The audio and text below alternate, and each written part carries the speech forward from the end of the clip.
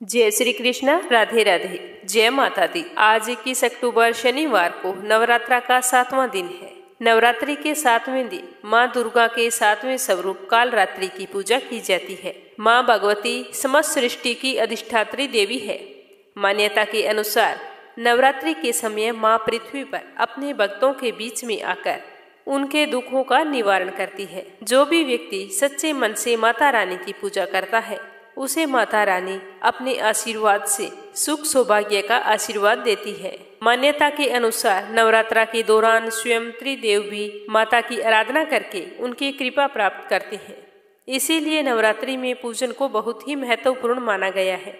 नवरात्रि के 9 दिन माता के 9 स्वरूपों की आराधना की जाती है और आज नवरात्रि का 7वां दिन माँ दुर्गा के कालरात्रि स्वरूप को समर्पित है। इस दिन माँ दुर्गा की इसी रूप में आराधना की जाती है। नवरात्रि के 7वें दिन को सप्तमी भी कहा जाता है। देवी कालरात्रि भगवती का विकराल रूप है। देवी कालरात्रि जीवन में कष्टों, बाधाओं से मुक्ति और खुशियों का संचार करती है। सच्चे मन से की गई इनकी पूजा आराधना से मनुष्य को सभी तरह के कष्टों से मुक्ति मिलती है। जातक को सभी तरह की नकारात्मक शक्तियों से छुटकारा मिलता है और वो अपने जीवन में समस्त सुखों को प्राप्त करता है। इस दिन भी आपको सुबह जल्दी उठकर नित्य कर्मों से निवृत्त होकर स्नान करना है। बाद में साफ वस्त्र धारण करें और जहाँ पर आपने कलश स्थापित किया है एक दिन पहले जो भोग और पुष्प आपने चढ़ाए हैं उन्हें हटा दें। लेकिन ध्यान रखें कि चौकी की स्थापना जिस दिन की जाती है उस दिन के बाद में विसर्जन किया जाता है उस दिन तक झाड़ू नहीं लगानी चाहिए। पूजा घर की सफाई विसर्जन के दूसरे दिन करनी चाहिए। सिर्फ भोग और फूल वहां से हटा सकते हैं। वो हटाने के बाद में सबसे पहले वहां पर घी का दीपक जलाएं और एक तेल का दीपक जलाएं। उसके बाद सबसे पहले कलश को प्रणाम करें। उसके बाद में अपने मंगल जीवन की कामना करते हुए अपने समस्त देवी देवता, कुल देव और इष्ट देव का आह्वान करते हुए माँ दुर्गा के 7वें स्वरूप की पूजा करें। इस दिन माँ कालरात्रि को गुड़ से बनी हुई चीजों का भोग लगाएं। इससे माँ अत्यंत प्रसन्न होगी और आपके ऊपर आने वाली सभी मुसीबतों से आपको छुटकारा दिलाएगी। उसके बाद में अगर आप व्रत रख रहे हैं तो नवरात्रा की व्रत कथा अवश्य सुने और माँ कालरात्रि की कथा के साथ साथ आप देवी दुर्गा कवच सप्तशती का पाठ भी कर सकते हैं। तो आइए पहले अपने सुनते हैं गणेश जी की कहानी। बोलो गणेश जी महाराज की जय हो। एक बार गणेश जी एक छोटे से बालक के रूप में चिमटी में चावल और चम्मच में दूध लेकर निकले और वो हर किसी से कह रहे थे कि कोई मुझे खीर बना दो, कोई मुझे खीर बना दो। तो सारे हंस रहे थे कि बोले भला इतने से दूध से और चावल से कभी खीर बनती है। तभी एक बुढ़िया माई बैठी थी तो उसने कहा ला बेटा मैं बना देती हूँ। तो ऐसा कहकर वह बुढ़िया माई चूल्हे पर एक छोटा सा बर्तन चढ़ाने लगी। तब गणेश जी ने कहा कि दादी माँ छोटी भगोनी मत चढ़ाओ, तुम्हारे घर में जो सबसे बड़ा बर्तन है वही चढ़ा दो। तो बुढ़िया ने सबसे बड़ा बर्तन था वो चढ़ा दिया। अब जैसे ही खीर और चावल उसमें डाले तो देखती ही रह गई। जो थोड़े से चावल थे जैसे ही कि उसमें उफान आया तो वह बर्तन पूरी तरह से भर गया और खीर में बहुत ही अच्छी खुशबू आने लगी। तो गणेश जी ने कहा कि दादी माँ मैं नहा कर आता हूँ, फिर आकर खीर खाऊंगा। तो खीर तो तैयार हो गई थी। खीर को देखकर बुढ़िया के पोते पोती खीर खाने के लिए रोने लगे। तो बुढ़िया माई ने कहा गणेश जी तेरे भोग लगाना। यह कहकर चूल्हे में थोड़ी सी खीर डाली और कटोरी भरकर बच्चों को दे दी। तो बुढ़िया की पड़ोसन छत पर से देख रही थी। तो बुढ़िया ने सोचा कि यह तो गणेश जी को चुगली कर देगी। तो उसने एक कटोरा खीर का भरा और उसको भी पकड़ा दिया। जब यह सब कुछ बुढ़िया की बहू ने देखा तो सोचा कि इस तरह से तो यह खीर खत्म हो जाएगी और मुझे तो खाने के लिए मिलेगी नहीं। तो उसने भी जल्दी से एक बड़ा सारा कटोरा खीर का भरा और खा लिया और कटोरे को चक्की के नीचे छुपा दिया। गणेश जी तो अभी आए नहीं थे तो बुढ़िया को भी भूख लगी थी। तो उसने भी एक कटोरा खीर का भरा और किवाड़ के पीछे बैठकर एक बार फिर से कहने लगी कि गणेश जी आपको भोग लगे, कहकर खाना शुरू कर दिया। तभी गणेश जी आ गए। तो बुढ़िया ने गणेश जी को देखते ही कहा कि आजा रे गणेशिया खीर खा ले, मैं तो तेरी ही राह देख रही थी। तो गणेश जी ने कहा कि दादी माँ मैंने तो खीर पहले ही खा ली। तो बुढ़िया ने कहा कब खाई? तो गणेश जी ने कहा जब तेरे पोता पोती ने खीर खाई तब मैंने खाई, जब तेरी पड़ोसन ने खीर खाई तब भी मैंने खाई, और जब तेरी बहू ने खीर खाई तब भी खाई, और अब जब तू खीर खा रही है तो मेरा पेट तो पूरी तरह से भर गया है। बुढ़िया माई, तूने तो मेरा नाम लेकर भोग तो लगाया, तेरी बहू ने तो वो भी नहीं लगाया। तो बुढ़िया ने कहा, बेटा तेरी सारी बात सच्ची है, पर मेरी बहू का नाम मत ले, वो तो सुबह से काम में लगी हुई है, उसने खीर कब खाई। तो गणेश जी ने कहा कि चक्की के नीचे देख, जूठा कटोरा पड़ा है और मुझे बिना भोग लगाए ही खीर खा गई। तो बुढ़िया ने कहा, बेटा बस कर, घर की बात है, घर में ही रहने दे, अब मुझे बता कि बची हुई खीर का क्या करूं। तो गणेश जी ने कहा कि पूरे नगर को न्योता दे दो और भोजन करवा दो। तो बुढ़िया ने पूरी नगरी को भोजन करवा दिया, फिर भी वो बर्तन पूरा ही भरा था। धीरे धीरे यह खबर राजा तक पहुंच गई। तो राजा ने उस बर्तन को महल में मंगवा लिया और बुढ़िया से कहा कि बुढ़िया, तेरे घर ऐसे बर्तन का क्या काम, ऐसा बर्तन तो राजमहल में अच्छा लगता है। तो बुढ़िया ने कहा कि ठीक है राजा जी, आप ले लो। तो राजा ने खीर का बर्तन महल में जैसे ही रखा, रखते ही खीर में कीड़े मकोड़े बिच्छू पैदा हो गए और खीर में बहुत बुरी तरह से दुर्गंध आने लगी। तो यह देखकर राजा ने बुढ़िया को बुलाया और कहा कि बुढ़िया, ये बर्तन ले जा, मैंने तुमको दिया। तो बुढ़िया ने कहा कि राजा, अगर आप देते तो पहले देते, यह तो बर्तन मुझे मेरे गणेश जी ने दिया है। तो बुढ़िया ने बर्तन वापस उठाया और अपने झोंपड़े में ले गई। तो उसके झोंपड़े में आते ही खीर तो सुगंधित हो गई, सारे बिच्छू कांकड़े सब गायब हो गए। तो बुढ़िया ने गणेश जी से कहा कि गणेश जी, अब मैं बची हुई खीर का क्या करूं। तो गणेश जी ने कहा कि झोंपड़ी के कोने में खड्डा खोदकर गाड़ दो, उसी जगह सुबह उठकर वापस खोदोगी तो धन के 2 घड़े भरे हुए तुम्हें मिलेंगे। ऐसा कहकर गणेश जी तो अंतर्ध्यान हो गए और जाते समय झोंपड़ी के लात मार गए। तो लात मारते ही झोंपड़ी के स्थान पर महल खड़ा हो गया। सुबह जल्दी ही बहू ने फावड़ा लिया और जहां पर खीर दबाई थी उस जगह को खोद दिया, लेकिन बहू को तो कुछ भी नहीं मिला। तो बहू अपनी सास से कहने लगी कि सासू जी, थारो गणेश जी तो झूठो है। तो सासू ने कहा, बहू मारो गणेश झूठो नहीं है, ला मैं देखती हूँ। तो वह फावड़ा लेकर देखने लगी तो टन टन करते हुए 2 घड़े धन के भरे हुए निकल आए। तो बहू ने कहा, सासू जी, गणेश जी तो साचो है, मैं ही झूठी हूँ। तो सास ने कहा कि गणेश जी तो भावनाओं का भूखा है। यह कहकर बुढ़िया ने जोर से कहा कि बोलो गणेश गजानन की जय हो। हे गणेश जी, जैसा आपने बुढ़िया को दिया वैसा सबको देना, जैसा राजा को दिया वैसा किसी को ना देना। तो अब अपने सुनते हैं माँ कालरात्रि की कथा। बोलो माँ दुर्गा की जय हो, बोलो माता कालरात्रि की जय हो। कालरात्रि माता के नाम से ही पता चलता है कि माँ दुर्गा का यह स्वरूप यानी कि 7वीं शक्ति कालरात्रि के नाम से जानी जाती है, अर्थात उनके शरीर का रंग घने अंधकार की तरह एकदम काला है। नाम से ही जाहिर है कि इनका रूप भयानक है। सिर के बाल बिखरे हुए और गले में विद्युत की तरह चमकने वाली माला है।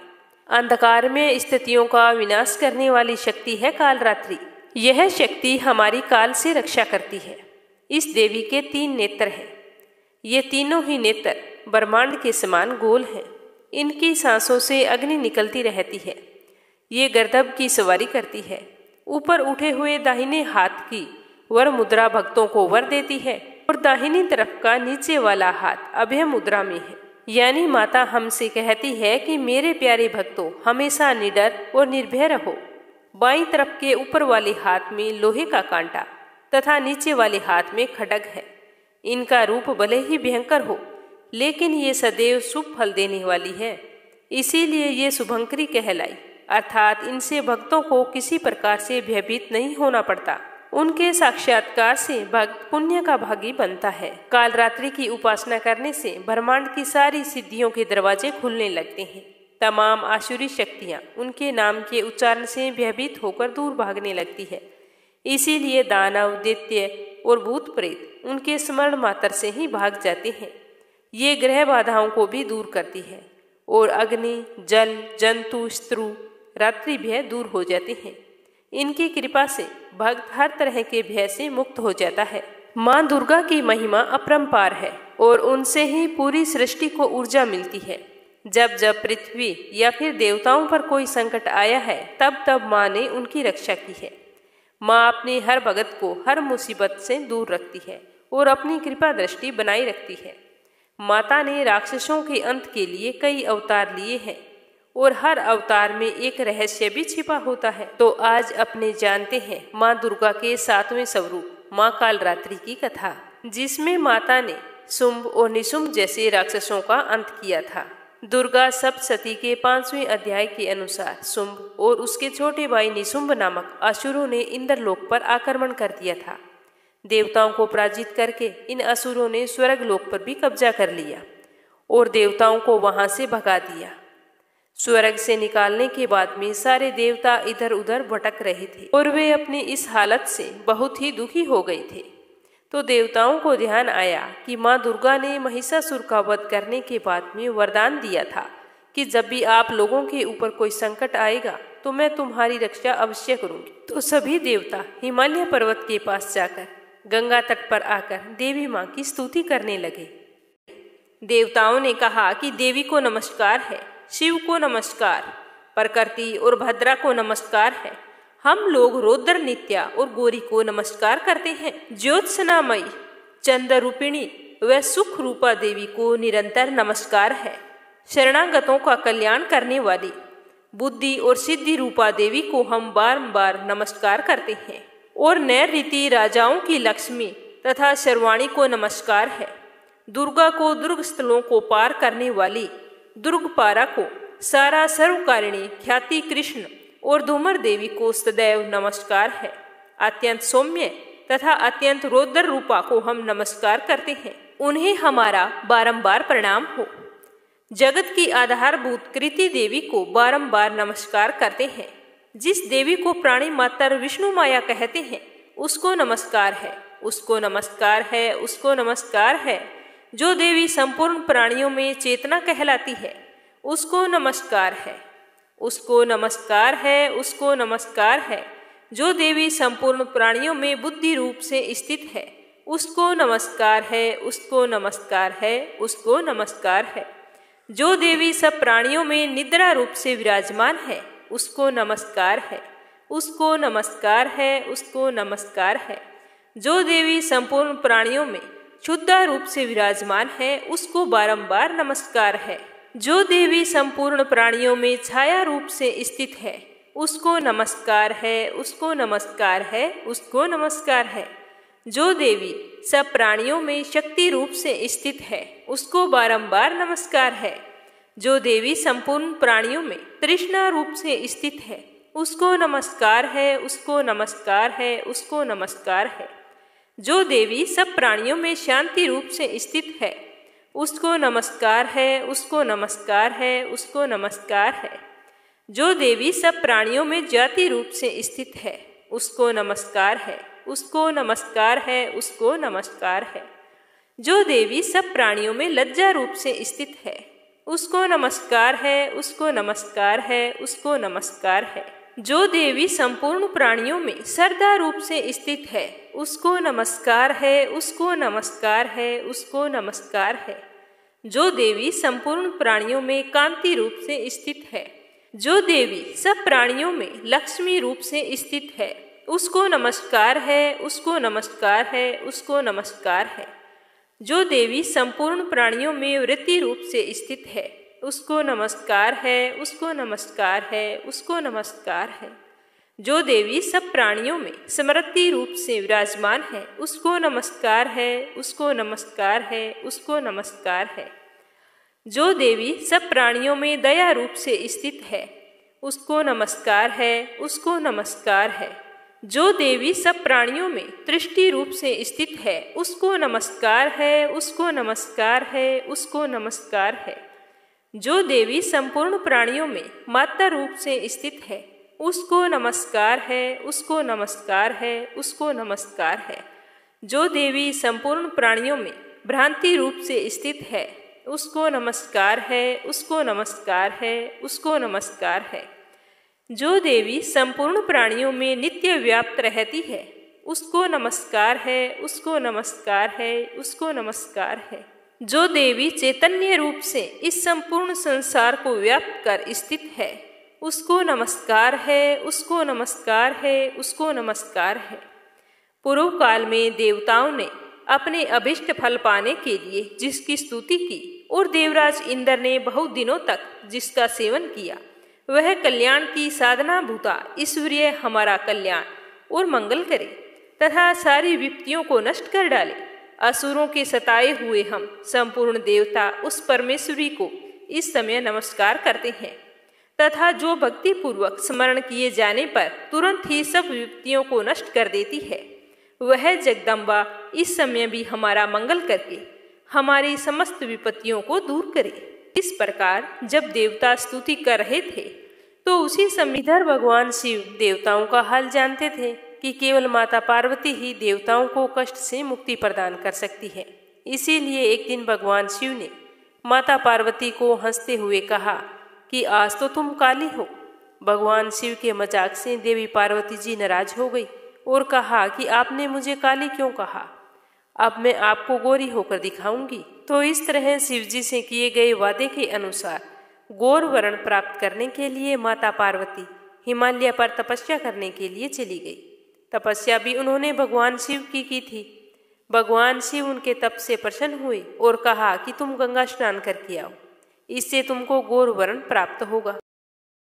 तो उसी समय पार्वती देवी गंगा में स्नान करने के लिए आई। तब उनके शरीर से प्रकट हो शिवा देवी बोली, शुंभ दैत्य के द्वारा स्वर्ग से निकले हुए और निशुंभ से हारे हुए यह देवता मेरी स्तुति कर रहे हैं। पार्वती के शरीर से अंबिका निकली थी, इसीलिए उसको संपूर्ण लोक में कौशिकी कहते हैं। कौशिकी के प्रकट होने के पश्चात पार्वती देवी के शरीर का रंग काला हो गया और वह हिमालय पर रहने वाली कालिका देवी के नाम से प्रसिद्ध हुई। और फिर शुंभ और निशुंभ के दूत चंड मुंड भी वहां आ पहुंचे। उन्होंने परम मनोहर रूप वाली अंबिका देवी को देखा। फिर शुंभ के पास जाकर बोले कि महाराज, एक अत्यंत सुंदर स्त्री हिमालय को प्रकाशित कर रही है, वैसा रंग रूप आज तक हमने किसी का नहीं देखा है। हे असुरेश्वर, आप यह पता लगाएं कि वह कौन है और उसको ग्रहण कर लें। वह स्त्रियों में रतन है, अपनी कांति से 10 दिशाओं को प्रकाशित करती हुई वहां पर स्थित है, इसीलिए आपका उसको देखना उचित है। हे प्रभु, तीनों लोकों के हाथी, घोड़े और मणि इत्यादि जितने रतन हैं, वह सब इस समय आपके घर में शोभायमान है। हाथियों में रतन रूप ऐरावत हाथी और उत्सरेवा नामक घोड़ा तो आप इंद्र से ले आए हैं। हंसों द्वारा जुता हुआ विमान जो कि ब्रह्मा जी के पास था, अब वह आपके पास है। और यह महापद नाम का खजाना आपने कुबेर से छीना है। समुद्र ने आपको सदा खिले हुए फूलों की किंजलकिनी नामक माला दी है। वरुण का कंचन की वर्षा करने वाला छतर आपके पास है। रथों में श्रेष्ठ प्रजापति का रथ भी आपके पास है। हे दैत्येंद्र, मृत्यु उत्क्रांति का नामक शक्ति भी आपने छीन ली है और वरुण का पास भी आपके भ्राता निशुंभ के अधिकार में है, जो अग्नि में न जल सके। ऐसे 2 वस्त्र भी अग्निदेव ने आपको दिए हैं। हे दैत्यराज, इस प्रकार सारी रतन रूपी वस्तुएं आप संग्रह कर चुके हैं, तो फिर आप यह कल्याणकारी स्त्रियों में रतन रूप अनुपम स्त्री को क्यों नहीं ग्रहण करते। महर्षि मेधा बोले कि चंड मुंड का यह वचन सुनकर शुंभ ने विचारा कि सुग्रीव को अपना दूत बनाकर देवी के पास भेजा जाए और पहले से ही उसे सब कुछ समझा दिया और कहा कि तुम वहां जाकर उसको अच्छी तरह से समझाना और कोई ऐसा उपाय करना जिससे वह प्रसन्न होकर तुरंत मेरे पास चली आई। भली प्रकार समझाकर कहना। दूत सुग्रीव पर्वत के उस रमणीय भाग में पहुंचा जहां देवी रहती थी। दूत ने कहा कि हे देवी, दैत्यों का राजा शुंभ, जो इस समय तीनों लोकों का स्वामी है, मैं उसका दूत हूँ और मैं यहाँ तुम्हारे पास आया हूँ। सारे देवता उसकी आज्ञा एक स्वर से मानते हैं। अब जो कुछ उसने मुझको कहने के लिए भेजा है वह तुम सुनो। उसने कहा है कि इस समय संपूर्ण त्रिलोकी मेरे वश में है और संपूर्ण यज्ञों के भाग को पृथक पृथक मैं ही लेता हूँ। तीनों लोकों में जितने श्रेष्ठ रतन है वह सब मेरे पास है। देवराज इंद्र का वाहन ऐरावत मेरे पास है, जो मैंने छीन लिया है। उत्सरेवा नामक घोड़ा जो क्षीर सागर मंथन करने से प्रकट हुआ था, उसे देवताओं ने मुझे समर्पित किया है। हे सुंदरी, इनके अतिरिक्त और जो भी रतन भूषण पदार्थ देवताओं के पास थे वो आज सारे मेरे पास हैं। हे देवी, मैं संसार की सारी स्त्रियों में तुम्हें रतन मानता हूँ, क्योंकि रत्नों का उपभोग करने वाला मैं ही हूँ। हे चंचल कटाओं वाली सुंदरी, अब यह मैं तुझ पर छोड़ता हूँ कि तू मेरे या मेरे भाई महापरकर्मी निशुंभ की सेवा में आ जाए। यदि तू मुझे वरेगी तो तुझे अतुल महान ऐश्वर्य की प्राप्ति होगी। अतः यह तुम अपनी बुद्धि से यह विचार कर मेरे पास चली आओ। महर्षि मेधा कहते हैं कि दूत का ऐसा कहने पर संपूर्ण जगत का कल्याण करने वाली भगवती दुर्गा मन ही मन मुस्कुराई और कुछ इस प्रकार कहने लगी, हे दूत, जो कुछ तुम कह रहा है वह सत्य है और इसमें किंचित मात्र भी झूठ नहीं है। शुंभ इस समय तीनों लोकों का स्वामी है और निशुंभ भी उसी की तरह पराक्रमी है, किंतु इसके संबंध में मैं जो प्रतिज्ञा कर चुकी हूँ उसे मैं कैसे झुठला सकती हूँ। अतः जो मैंने प्रतिज्ञा की है तुम उसे सुनो। जो मुझे युद्ध में जीत लेगा और मेरे अभिमान को खंडित करेगा तथा बल में मेरे समान होगा, वही मेरा स्वामी होगा। इसीलिए शुंभ अथवा निशुंभ यहाँ आवे और युद्ध में जीतकर मुझसे विवाह कर ले। इसमें भला देरी की क्या आवश्यकता है। दूत ने कहा कि हे देवी, तुम अभिमान में भरी हुई हो, मेरे सामने तुम ऐसी बातें ना करो। इस त्रिलोकी में मुझे तो कोई ऐसा दिखाई नहीं देता कि जो शुंभ और निशुंभ के सामने ठहर सके। हे देवी, जब अन्य देवताओं में से कोई शुंभ अथवा निशुंभ के सामने युद्ध में नहीं ठहर सका तो तुम जैसी स्त्री उनके सामने रणभूमि में कैसे ठहरोगी। जिन शुंभ आदि असुरों के सामने इंद्र आदि देवता भी नहीं ठहर सके तो फिर तुम अकेली स्त्री उनके सामने कैसे ठहर सकोगी। अतः तुम मेरा कहना मानकर उनके पास चली जाओ, नहीं तो जब वह तुम्हें केस पकड़कर घसीटते हुए लेकर जाएंगे तो तुम्हारा गौरव नष्ट हो जाएगा। इसीलिए मेरी बात मान लो। तो देवी ने कहा कि जो कुछ तुमने कहा है ठीक है। शुंभ और निशुंभ बड़े बलवान हैं, लेकिन मैं क्या कर सकती हूँ, क्योंकि मैंने बिना विचारे प्रतिज्ञा कर ली है। इसीलिए तुम जाओ और जो मैंने कुछ कहा है वह सब आदरपूर्वक उनसे कह दो। इसके पश्चात जो उचित समझे वो करें। देवी की बात सुनकर शुंभ का दूत क्रोधित हो गया और वहां से क्रोध में भरा हुआ ऐश्वरेंद्र के पास पहुंचा और सारा वृतांत उसे कह सुनाया। दूत की बात सुनते ही शुंभ को बहुत ही गुस्सा आया और उसके क्रोध का कोई पारावर ना रहा। उसने अपने सेनापति धूम्रलोचन से कहा कि धूम्रलोचन, तुम अपनी सेना सहित शीघ्र वहां जाओ और उस दुष्टा के केसों को पकड़कर उसे घसीटते हुए यहाँ मेरे पास लेकर आओ। यदि उसकी रक्षा के लिए वहां पर कोई अन्य खड़ा हो, चाहे वह देवता, यक्ष अथवा गंधर्व ही क्यों ना हो, तुम उसको अवश्य मार डालना। महर्षि मेधा ने कहा कि शुंभ के इस प्रकार आज्ञा देने पर धूम्रलोचन 60,000 राक्षसों की सेना को साथ लेकर वहां पहुंचा और देवी को देखते ही ललकार कर कहने लगा कि अरे तू अभी शुंभ और निशुंभ के पास चल। यदि तू प्रसन्नता पूर्वक मेरे साथ ना चलेगी तो मैं तेरे केसों को पकड़कर घसीटता हुआ तुझे वहां ले चलूंगा। देवी बोली कि ऐश्वरेंद्र का भेजा हुआ तेरे जैसा बलवान यदि बलपूर्वक मुझे ले जाएगा तो ऐसी दशा में मैं तुम्हारा कर ही क्या सकती हूँ। देवी के ऐसा कहते ही धूम्रलोचन उसकी ओर लपका, लेकिन देवी ने उसे अपनी हुंकार से ही भस्म कर डाला। यह देखकर असुर सेना क्रोधित होकर देवी की ओर बढ़ी, परंतु अंबिका ने उन पर तीखे बाणों, शक्तियों तथा फरसों की वर्षा आरंभ कर दी।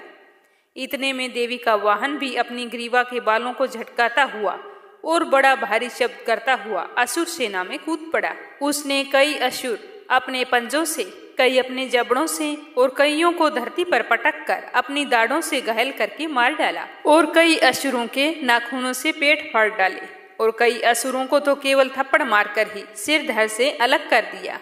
कई असुरों की भुजाएं और सिर तोड़ डाले, कईयों की गर्दन के बालों को हिलाते हुए कई असुरों को पकड़कर उनके पेट फाड़कर उनका रक्त पी लिया। इस प्रकार देवी के उस महाबलवान सिंह ने क्षण भर में असुर सेना को समाप्त कर दिया। शुंभ ने जब यह सुना कि देवी ने धूम्रलोचन असुर को मार डाला और उसके सिंह ने सारी सेना का संहार कर डाला तो यह सुनते ही उसे बहुत ही गुस्सा आया और अत्यधिक क्रोध के कारण होठ फड़कने लगे। उसने चंड तथा मुंड नामक 2 असुरों को आज्ञा दी कि हे चंड, हे मुंड, तुम अपने साथ एक बड़ी सेना लेकर वहां जाओ और उस देवी के बाल पकड़कर उसे बांधकर तुरंत यहाँ लेकर आओ। यदि उसको यहाँ लाने में किसी प्रकार का संदेह हो तो अपनी सेना सहित उससे लड़ते हुए उसे मार डालना। जब वह दुष्टा और उसका सिंह दोनों मर जावे तब भी उसको बांधकर यहाँ ले आना। दैत्यराज की आज्ञा पाकर चंड और मुंड चतुरंगी सेना को साथ लेकर हथियार उठाए हुए देवी से लड़ने के लिए चल दिए। हिमालय पर्वत पर पहुंचकर उन्होंने मुस्कुराती हुई जो देवी सिंह पर बैठी हुई थी उसे देखा।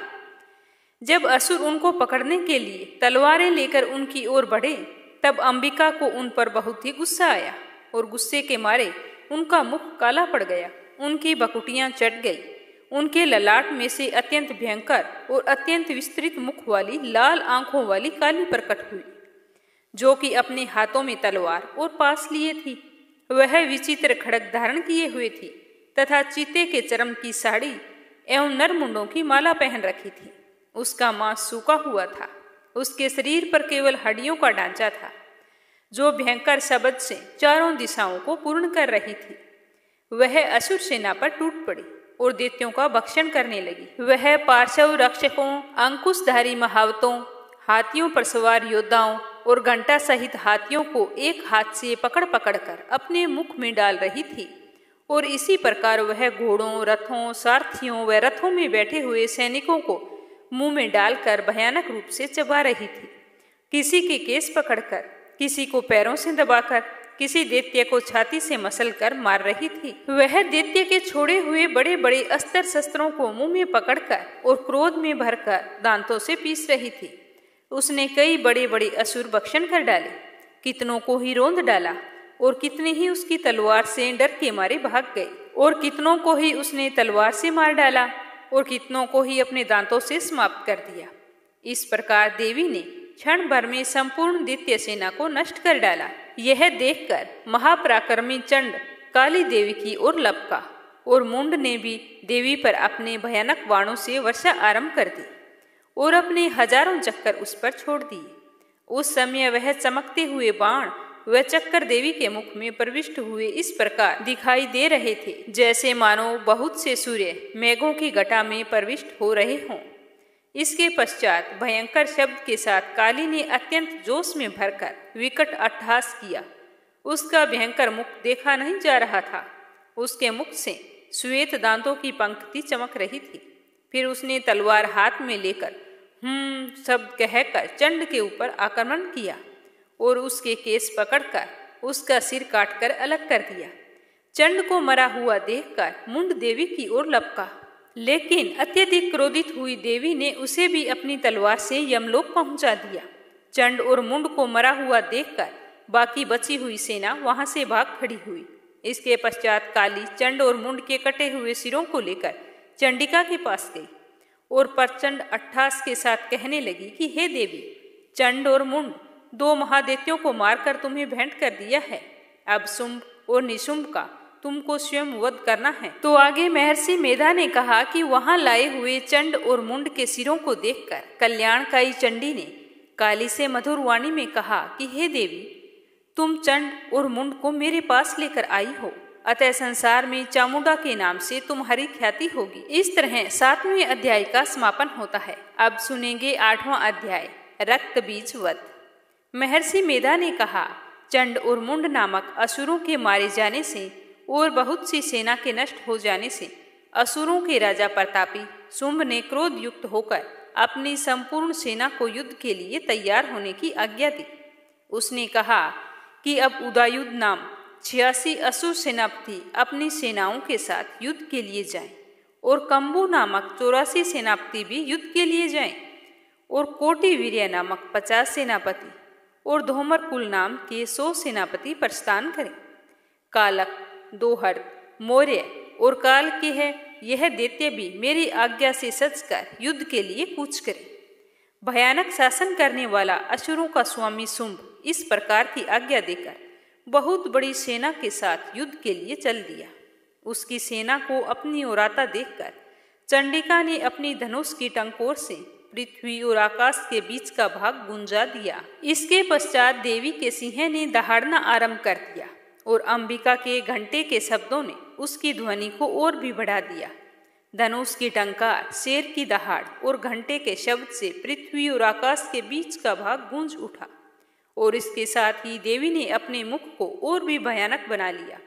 ऐसे भयंकर शब्द को सुनकर राक्षसी सेना ने देवी तथा सिंह को चारों ओर से घेर लिया। उस समय दैत्यों के नाश के लिए और देवताओं के हित के लिए ब्रह्मा, शिव, कार्तिकेय, विष्णु तथा इंद्र आदि देवों की शक्तियां जो अत्यंत पराक्रम और बल से संपन्न थी, उनके शरीर से निकलकर उसी रूप में चंडिका देवी के पास गई। जिस देवता का जैसा रूप था, जैसे आभूषण थे, जैसा वाहन था, वैसा ही रूप, आभूषण और वाहन लेकर उन देवताओं की शक्तियां दैत्यों से युद्ध करने के लिए आ गई। हंस युक्त विमान में बैठकर और रुद्राक्ष की माला तथा कमंडलू धारण करके ब्रह्मा जी की शक्ति आई। वृषभ पर सवार होकर, हाथ में त्रिशूल लेकर, महानाग का कंकण पहनकर और चंद्र रेखा से भूषित होकर भगवान शंकर की शक्ति महेश्वरी आई और मोर पर आरूढ़ होकर हाथ में शक्ति लिए दैत्यों से युद्ध करने के लिए कार्तिकेय जी की शक्ति उन्हीं का रूप धारण करके आई। भगवान विष्णु जी की शक्ति गरुड़ पर सवार होकर शंख, चक्र, सांग, गदा, धनुष तथा खड्ग हाथ में लिए हुए आई। श्री हरि की शक्ति वराही, वराह का शरीर धारण करके आई और नरसिंह के समान शरीर धारण करके उनकी शक्ति नारसिंह भी आई। उसकी गर्दन के झटकों से आकाश के तारे टूट पड़ते थे और इसी प्रकार देवराज इंद्र की शक्तियां इंद्री भी ऐरावत के ऊपर सवार होकर आई। इसके पश्चात इन शक्तियों से घिरे हुए भगवान शंकर ने चंडिका से कहा कि मेरी प्रसन्नता के लिए तुम शीघ्र ही इन असुरों से लड़ाई शुरू कर दो। इसके पश्चात देवी के शरीर में से अत्यंत उग्र रूप वाली और सैकड़ों गिदड़ियों के समान आवाज करने वाली चंडिका शक्ति प्रकट हुई।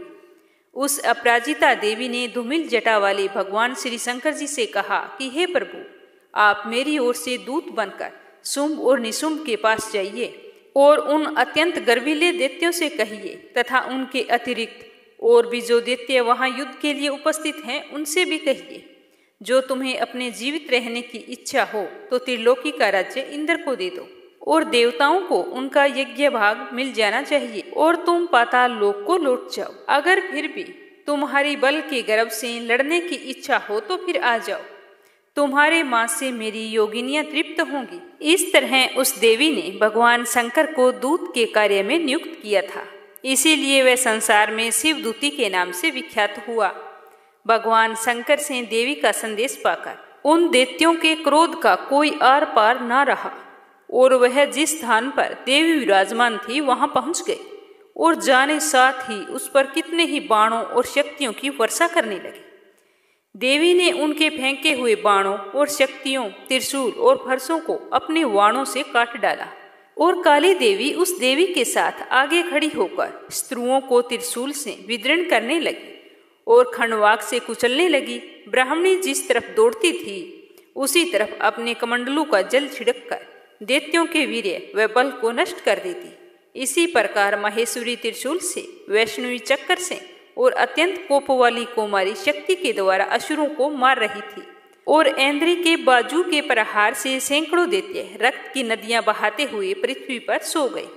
वराही ने कितने ही राक्षसों को अपने थूथन द्वारा मृत्यु के घाट उतार दिया।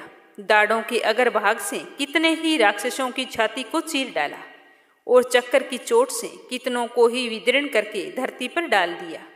बड़े बड़े राक्षसों को नारसिंह अपने नखों से विदीर्ण करके भक्षण कर रही थी और सिंहनाद से चारों दिशाओं को गुंजाती हुई रणभूमि में विचर रही थी। शिवदूती के प्रचंड अट्टहास से कितने ही दैत्य भयभीत होकर पृथ्वी पर गिर पड़े और उनके गिरते ही वह उनको भक्षण कर गई। इस तरह क्रोध में भरे हुए मातृगणों द्वारा नाना प्रकार के उपायों से बड़े बड़े असुरों को मरते हुए देखकर राक्षसी सेना भाग खड़ी हुई। उनको इस प्रकार भागता हुआ देखकर रक्तबीज नामक महापराक्रमी राक्षस क्रोध में भरकर युद्ध के लिए आगे बढ़ा। उसके शरीर से रक्त की बूंदें पृथ्वी पर जैसे ही गिरती, तुरंत वैसे ही शरीर वाला और वैसा ही बलवान दैत्य पृथ्वी से उत्पन्न हो जाता था। रक्तबीज गदा हाथ में लेकर ऐन्द्री के साथ युद्ध करने लगा। जब ऐन्द्री शक्ति ने अपने वज्र से उसको मारा तो घायल होने के कारण उसके शरीर से बहुत सा रक्त बहने लगा और उसके रक्त की प्रत्येक बूंद से उसके समान बलवान महापराक्रमी अनेक दैत्य भयंकर रूप से प्रकट हो गए। वह सब के सब दैत्य बलवान तेज वाले थे। वह भी भयंकर अस्त्र शस्त्र लेकर देवियों के साथ लड़ने लगे। जब ऐन्द्री के वज्र प्रहार से उसके मस्तक पर चोट लगी और रक्त बहने लगा तो उसमें से वैसे ही हजारों पुरुष उत्पन्न हो गए। वैष्णवी ने चक्कर से और ऐन्द्री ने गदा से रक्त बीज को चोट पहुंचाई। वैष्णवी के चक्कर से घायल होने पर उसके शरीर से जो रक्त बहा उसे हजारों महाअसुर उत्पन्न हुए, जिनके द्वारा यह जगत व्याप्त हो गया। कुमारी ने शक्ति से, वराही ने खड्ग से और महेश्वरी ने त्रिशूल से उसको घायल किया। इस प्रकार क्रोध में भरकर उस महादैत्य ने सब मात्र शक्तियों पर पृथक पृथक गदा से प्रहार किया और माताओं ने शक्ति तथा शूल इत्यादि से उसको बार बार घायल किया। उससे सैकड़ों महादैत्य उत्पन्न होते गए। इस प्रकार उस रक्त बीज के रुधिर से उत्पन्न हुए असुरों से संपूर्ण जगत व्याप्त हो गया, जिससे देवताओं को भय हुआ। देवताओं को भयभीत देखकर चंडिका ने काली से कहा कि हे चामुंडे, अपने मुख को और बड़ा करो और मेरे शस्त्र घात से उत्पन्न हुए रक्त बिंदुओं तथा रक्त बिंदुओं से उत्पन्न हुए महाअसुरों को तुम अपने इस मुख में भक्षण करती जाओ। इस प्रकार रक्त बिंदुओं से उत्पन्न हुए महादैत्यों को भक्षण करती हुई तुम रणभूमि में विचरो। इस प्रकार रक्त क्षीण होने से यह दैत्य नष्ट हो जाएगा और तुम्हारे भक्षण करने के कारण अन्य दैत्य नहीं रहेंगे। काली से इस प्रकार कहकर चंडिका देवी ने रक्त बीज पर अपने त्रिशूल से प्रहार किया और काली देवी ने अपने मुख में उसका रक्त ले लिया। तब उसने गदा से चंडिका पर प्रहार किया। प्रहार से चंडिका को तनिक भी कष्ट नहीं हुआ, किंतु रक्त बीज के शरीर से बहुत सा रक्त बहने लगा। लेकिन रक्त के गिरने के साथ ही काली ने उसको अपने मुख में ले लिया। काली के मुख में उस रक्त से जो असुर उत्पन्न हुए उनको उसने भक्षण कर लिया और रक्त को पीती गई। उसके बाद देवी ने रक्त बीज को, जिसका कि खून काली ने पिया था, चंडिका ने उस दैत्य को वज्र, बाण, खड्ग इत्यादि से मार डाला। अनेक प्रकार के शस्त्रों से मारा हुआ और खून से वंचित वह महादैत्य रक्त बीज पृथ्वी पर गिर पड़ा। उसके गिरने से देवता अत्यंत ही प्रसन्न हुए और माताएं उन असुरों का रक्त पीने के पश्चात उद्यत होकर नृत्य करने लगी। रक्त बीज के मारे जाने पर शुंभ और निशुंभ को बड़ा ही क्रोध आया और अपनी बहुत बड़ी सेना का इस प्रकार सर्वनाश होते देखकर निशुंभ देवी पर आक्रमण करने के लिए दौड़ा। उसके साथ बहुत से बड़े बड़े असुर देवी को मारने के वास्ते दौड़े और महापराक्रमी शुंभ अपनी सेना सहित चंडिका को मारने के लिए आगे बढ़ा। फिर शुंभ और निशुंभ का देवी से घोर युद्ध होने लगा और दोनों असुर इस प्रकार देवी पर बाण फेंकने लगे जैसे मेघों से वर्षा हो रही हो। उन दोनों के चलाए हुए बाणों को देवी ने अपने बाणों से काट डाला और अपने शस्त्रों की वर्षा से उन दैत्यों को चोट पहुंचाई। निशुंभ ने तीक्ष्ण तलवार और चमकती हुई ढाल लेकर देवी के सिंह पर आक्रमण किया। अपने वाहन को चोट पहुंची देखकर देवी ने अपने छुरपुर नामक बाण से निशुंभ की तलवार व ढाल दोनों को ही काट डाला। तलवार और ढाल कट जाने पर निशुंभ ने देवी पर शक्ति से प्रहार किया। देवी ने अपने चक्कर से उसके 2 टुकड़े कर दिए। फिर क्या था, दैत्य क्रोध के मारे जल भुन गया था और उसने देवी को मारने के लिए अपनी ओर से शूल फेंका, किंतु देवी ने अपने मुक्के से उसको चूर चूर कर डाला। फिर उसने देवी पर गदा से प्रहार किया। देवी ने त्रिशूल से गदा को भी भस्म कर डाला। इसके पश्चात वह फरसा हाथ में लेकर देवी की ओर लपका। देवी ने अपने तीखे वाणों से उसे धरती पर सुला दिया।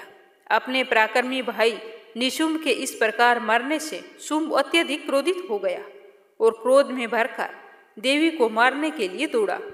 वह रथ में बैठा हुआ उत्तम आयुधों से सुशोभित 8 बड़ी बड़ी भुजाओं से सारे आकाश को ढके हुए था। शुंभ को आते देखकर देवी ने अपना शंख बजाया और धनुष की टंकोर भी की। साथ ही अपने घंटे के शब्द से, जो कि संपूर्ण दैत्य सेना के तेज को नष्ट करने वाला था, संपूर्ण दिशाओं में व्याप्त कर दिया।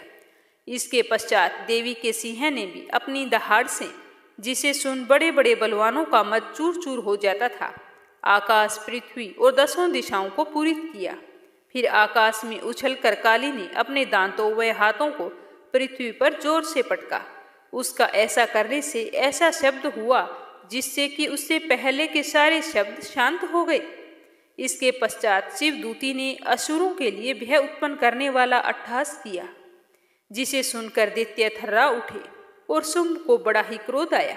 तो उसे देखते ही अंबिका ने कहा कि अरे दुष्ट, खड़ा रहे। ऐसा बोला तो बोलते ही आकाश से सभी देवता जय हो बोल उठे। शुंभ ने वहां आकर ज्वालाओं से युक्त एक अत्यंत भयंकर शक्ति छोड़ी, जिसे आते देख देवी ने अपने महोल्का नामक शक्ति से उसे काट डाला। फिर शुंभ के सिंहनाद से तीनों लोक व्याप्त हो गए और फिर उसकी प्रतिध्वनि से ऐसा घोर शब्द हुआ जिसने इस पहले के सब शब्दों को जीत लिया। शुंभ के छोड़े हुए बाणों को देवी ने और देवी के छोड़े हुए बाणों को शुंभ ने अपने बाणों से काट सैकड़ों हजारों टुकड़ों में बदल दिया। इसके पश्चात जब चंडिका ने क्रोध में भरकर शुंभ को त्रिशूल से मारा तो वह मूर्छित होकर पृथ्वी पर गिर पड़ा। जब उसकी मूर्छा दूर हुई तो वह धनुष लेकर आया। अपने बाणों से उसने देवी काली तथा सिंह को घायल किया। फिर उस राक्षस ने 10,000 भुजाएं धारण करके चक्रादि आयुधों से देवी को आच्छादित कर दिया। तब भगवती दुर्गा ने कुपित होकर अपने बाणों से उन चक्रों तथा बाणों को काट डाला। यह देखकर निशुंभ हाथ में गदा लेकर चंडिका को मारने के लिए दौड़ा। उसके आते ही देवी ने तीक्ष्ण धार वाले खड्ग से उसकी गदा को काट दिया। उसने फिर त्रिशूल हाथ में ले लिया। देवताओं को दुखी करने वाले शुंभ त्रिशूल हाथ में लिए हुए आता देखकर चंडिका ने अपने शूल से उसकी छाती पर प्रहार किया। उसकी छाती को चीर डाला। शूल विदीर्ण हो जाने पर उसकी छाती में से एक उगर जैसा महापराक्रमी दैत्य ठहर जा कहता हुआ निकल आया। उसको देखकर देवी ने बड़े जोर से ठहाका लगाया। वह अभी तक पूरा बाहर नहीं निकल पाया था, उससे पहले ही देवी ने उसका सर काट डाला। सिर के कटने के साथ ही पृथ्वी पर गिर पड़ा। उसके बाद सिंह दहाड़ कर असुरों का भक्षण करने लगा। काली शिवदूती भी राक्षसों का रक्त पीने लगी। कोमारी की शक्ति से ही कितने ही महादैत्य नष्ट हो गए। ब्रह्मा जी के कमंडल के जल से कितने ही असुर समाप्त हो गए। कई दैत्य महेश्वरी के त्रिशूल से विदीर्ण होकर पृथ्वी पर गिर पड़े और वराही के प्रहारों से छिन्न भिन्न होकर धराशायी हो गई। वैष्णवी ने भी अपने चक्कर से बड़े बड़े महापराक्रमियों का कचूमर निकालकर उन्हें यमलोक भेज दिया और ऐन्द्री से कितने ही महाबली राक्षस टुकड़े टुकड़े हो गए। कई दैत्य मारे गए, कई भाग गए और कितने ही काली शिवदूती और सिंह ने भक्षण कर लिए। अपने प्यारे भाई को मरा हुआ तथा सेना को नष्ट हुआ देखकर क्रोध में भरकर दैत्यराज शुंभ कहने लगा कि दुष्ट दुर्गे, तू अहंकार से गर्व मत कर, क्योंकि तू दूसरों के बल पर लड़ रही है। तो यह सुनकर देवी ने कहा कि हे दुष्ट, देख, मैं तो अकेली हूँ। इस संसार में मेरे सिवा दूसरा कौन है? यह सब मेरी शक्तियाँ हैं और देख, ये सब की सब मेरे अंदर प्रविष्ट हो रही है। इसके पश्चात ब्राह्मणी आदि सब देवियां उस देवी के शरीर में लीन हो गई और देवी अकेली रह गई। तब देवी ने कहा कि मैं अपनी ऐश्वर्य शक्ति से अनेक रूपों में मैं यहाँ पर उपस्थित हुई थी। उन सब रूपों को मैंने समेट लिया है। अब अकेली ही यहाँ पर खड़ी हूँ, तुम भी यहीं ठहरो। तब देवताओं तथा राक्षसों के देखते देखते देवी तथा शुंभ में भयंकर युद्ध होने लगा। अंबिका देवी ने सैकड़ों अस्त्र शस्त्र छोड़े। उधर दैत्यराज भी भयंकर अस्त्रों शस्त्रों का प्रहार करना शुरू कर दिया। देवी के छोड़े हुए सैकड़ों अस्त्रों को दैत्य ने अपने अस्त्रों द्वारा काट डाला। इस प्रकार शुंभ ने जो अस्त्र छोड़े उनको देवी ने अपने भयंकर ओंकार के द्वारा ही काट दिया। दैत्यों ने जब सैकड़ों बाण छोड़कर देवी को ढक दिया तो क्रोध में भरकर देवी ने अपने बाणों से उसका धनुष नष्ट कर डाला। धनुष कट जाने पर देवेंद्र ने शक्ति चलाई, लेकिन देवी ने भी उसे भी काट कर फेंक दिया। उसके बाद में शुंभ चमकती हुई ढाल लेकर देवी की ओर दौड़ा, किंतु जब वह देवी के समीप पहुंचा तो देवी ने अपने तीक्ष्ण बाणों से उसकी चमकने वाली ढाल को भी काट दिया। उसके बाद में शुंभ का घोड़ा मर गया, रथ टूट गया, सारथी मारा गया। तब वह भयंकर मुदर लेकर देवी पर आक्रमण करने के लिए चला, किंतु देवी ने अपने तीक्ष्ण बाणों से उसके मुर्दुर को भी काट दिया। इस पर दैत्य ने क्रोध में भरकर देवी की छाती में बड़े जोर से एक मुक्का मारा तो देवी ने भी उसकी छाती में एक जोरदार थप्पड़ मार दिया। थप्पड़ खाकर पहले तो दैत्य पृथ्वी पर गिर पड़ा, किंतु तुरंत ही उठ खड़ा हुआ और फिर वह देवी को पकड़कर आकाश की ओर उछला। वहां जाकर दोनों में युद्ध होने लगा। वह युद्ध ऋषियों और देवताओं को आश्चर्य में डालने वाला था। देवी आकाश में दैत्य के साथ बहुत देर तक युद्ध करती रही। फिर देवी ने उसे आकाश में घुमाकर पृथ्वी पर गिरा दिया। दुष्ट आत्मा दैत्य पुनः उठकर देवी को मारने के लिए दौड़ा। तब उसको अपनी ओर आता हुआ देखकर देवी ने उसकी छाती विदीर्ण कर उसे पृथ्वी पर पटक दिया। देवी के त्रिशूल से घायल होने पर उस दैत्य के प्राण पखेरु उड़ गए और उसके मरने पर समुद्र, द्वीप, पर्वत और पृथ्वी सब कांपने लग गए। उसके बाद उस दुष्ट आत्मा के मरने से संपूर्ण जगत प्रसन्न व स्वस्थ हो गया तथा आकाश निर्मल हो गया। पहले जो उत्पात सूचक मेघ और उल्कापात होते थे वो सब शांत हो गए। उसके मारे जाने पर नदियां अपने ठीक मार्ग से बहने लगी। संपूर्ण देवताओं का हृदय हर्ष से भर गया और गंधर्व कुमारियां सुंदर गान करने लगी।